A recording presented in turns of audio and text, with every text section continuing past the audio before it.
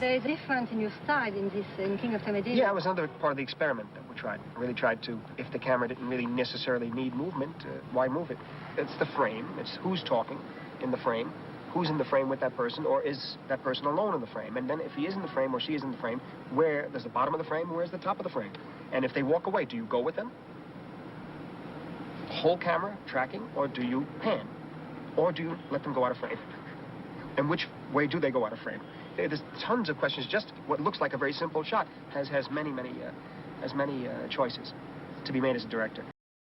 That you've made, and the first thing I wanted to ask you was, we live at a time right now where movies are rigorously tested and very difficult to get your own vision made, and the movies you've made, pretty much 201 actually, movies like Taxi Driver, Raging Bull. My first question is, how do you get movies like that made? How did you get them made at the time? Didn't you get a ton of interference? Oh yeah, on Taxi Driver we had a lot of problems, but we had a good basis. What we did there basically was a very low budget, about $1 million all in. And this is 1975. And De Niro had just won the Academy Award for Godfather 2. And they had just seen my film Mean Streets, and which De Niro was also in. They figured they sold the two of us together into a sort of package for Taxi Driver. And we shot it 40 days, actually 40 days and nights here in New York. $1 million to make a movie.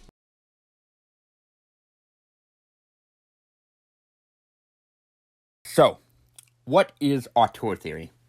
Auteur theory is the general idea that if there is a piece of work, it has one central author or artist.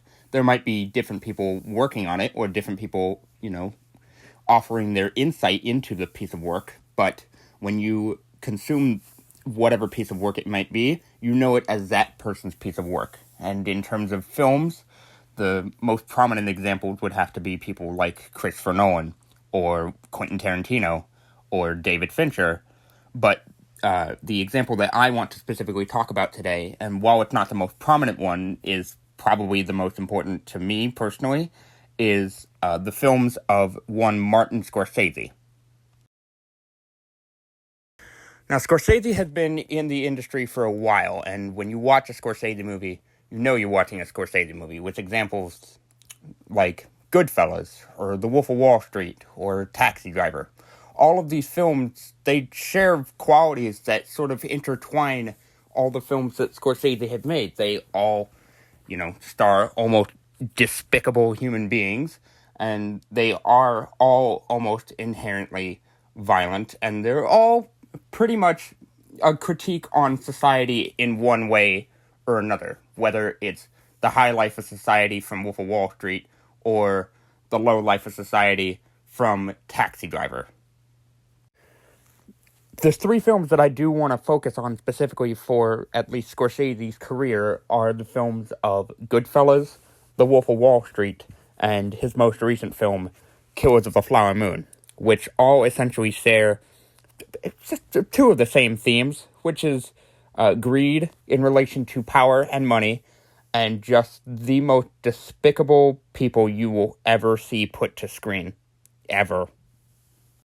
The reason I want to start with Goodfellas is because when people think about Martin Scorsese and the movies he makes, they think about Goodfellas. They think that Martin Scorsese is just somebody who makes, 12 gangster films for his entire career, and they think that he's only made gangster films, but in reality, he's only made a handful. So when people think about Scorsese, they think about Goodfellas, and they think about the characters of Henry Hill and Tommy DeVito. And here's the thing about Goodfellas, is it essentially sets the groundwork for the kind of characters that Scorsese has for the rest of his career. Because Henry Hill, while yes, he is the protagonist of the film, he's not a likable... He's likable in the sense that he is funny. But nothing else about him is likable. Scorsese does not show him in a way that is likable. Specifically during the scene when he's high on coke and he thinks he's being chased by the police. He's shot in a way that it's just ugly and he's unpleasant to look at and he's just riddled out of his mind. Now, greed in Goodfellas is a little bit different than something like Wolf of Wall Street or Killers of the Flower Moon. Greed in Goodfellas is not shown through violence, but it is shown. There are multiple scenes of the characters, standing around a briefcase of cash. Or there's even one specific scene that comes to mind is a scene during a Christmas party at a bar. And all these characters are coming in. They have new cars and they have new coats and everything. And they're very loud, rich people because they have all this new money from pulling off a heist. And Robert De Niro's character, Jimmy Conway, he essentially is scolding all of these people because he told them not to buy anything. He specifically says in the scene, don't buy anything, don't buy anything. He doesn't want them to be discovered by, whatever government agent is investigating them. But because of their greed and the amount of power that they do have currently from the heists that they've been pulling off, they'll just spend it and they'll do nothing about keeping it for themselves. They'll just spend it because they have it. It essentially, it's the basis line for greed when you talk about greed and money. Because it's their money to spend, they're going to spend it.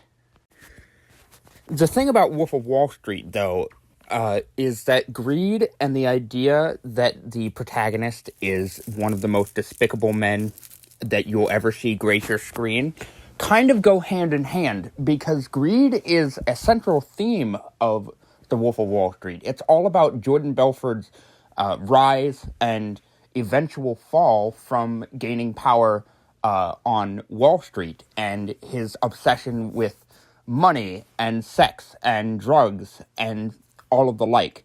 But the thing is, never once in the movie do you ever have the feeling that Scorsese is trying to tell you that, yes, all of the greed and all of the money that Jordan Belfort has in this film is, good. It makes him a good guy. No, the way that Scorsese shows us Jordan Belfort is very, very much in a negative light. And it's similar to the scene in Goodfellas that I mentioned before with Henry Hill in the car, coked out on drugs, being chased by the police. Jordan Belfort is shot in a way that never shows him in light. They show him abusing people. They show him actively, using and overusing drugs. They actively show him committing multiple crimes, and it's only just from the beginning of the film. At the beginning of the film, Jordan Belfort is just this sort of just guy who is pushed into Wall Street. As soon as he feels and is shown the greed that Wall Street creates, that creates the character of Jordan Belfort that you follow for the next 3 hours. The character of Jordan Belfort that Scorsese needs you to know is not a character that you're supposed to like. And it's something that Scorsese is almost a master at showing.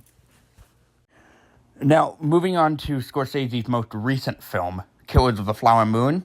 Again, the themes of greed and a despicable protagonist go hand in hand.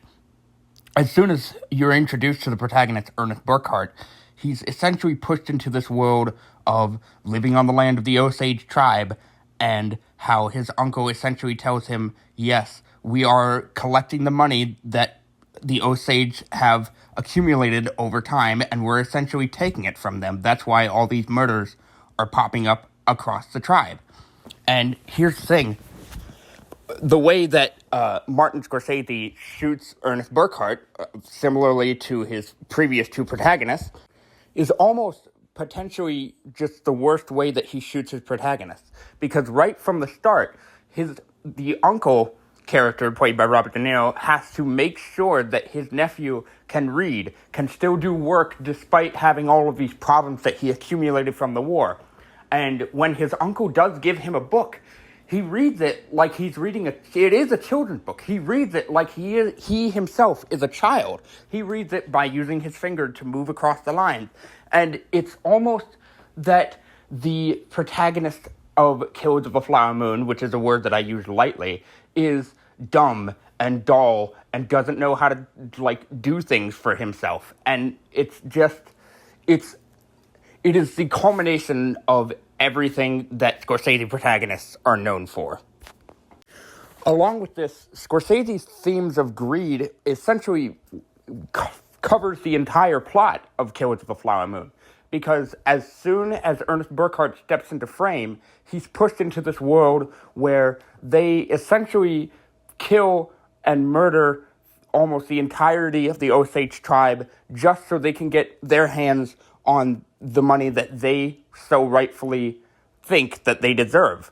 They marry into these families, and then they pick them off one by one just so the heirs slowly become the people that the Osage tribe is married to. And honestly, it's probably Scorsese's second best showcase of greed behind the absolute disparity that is Wolf of Wall Street and how Jordan Belfort treats money. Because the way that Jordan Belfort treats money and the way that the characters in Killers of the Flower Moon treat money are two different levels of greed. Because one is with violence and one is just, you have all this money and you're going to show it off. And that's essentially what Scorsese films are really best at doing, is showing these characters and showing their greed in all different kinds of way, so that it's not just, oh, here's one side of greed, here's the same side of greed with a different character, and here's a different side of greed with the same character. It's the same themes and characters, but it's all shown in a new light every single time.